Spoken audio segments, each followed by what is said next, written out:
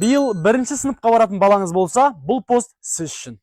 Бұл шындық. Баласының болашағын алаңдайтын әрбір ата-ана баласын әуелі балабақшаға, одан кейін мектепке, одан кейін универ, магистр секілді жоғары оқу орындарына түсіреді. Дегенмен баланың болашағы жақсы болу үшін ең бірінші біз бастауыш мектепті дұрыс таңдауымыз керек, себебі фундамент сол жерден қалыптасады. Әуелі баланы мемлекеттік мектепке апарамыз, дегенмен ол жерде біздің ойымыздағыдай қызмет көрсетіле бермейді. Себебі продленкасы жоқ, тасымалдау қызметі жоқ, ал ата-ананың оны таситын уақыты жоқ. Одан кейін әрине әр оқушыға жеке-жеке көңіл бөлінбейді. Ал қала орталығында орналасқан Жас Дарын бастауыш мектебі сіздерге осы мүмкіндіктің барлығын береді. Қазақ және орыс сыныптарынан білім беретін мектепте тегін және ақылы білім түрлері бар. Тегіннің өзінің ішінде мемлекеттік білім беру, кітап, футбол, би, бір реттік тамақтану мен апта сайынғы бақылау тесті абсолютно тегін.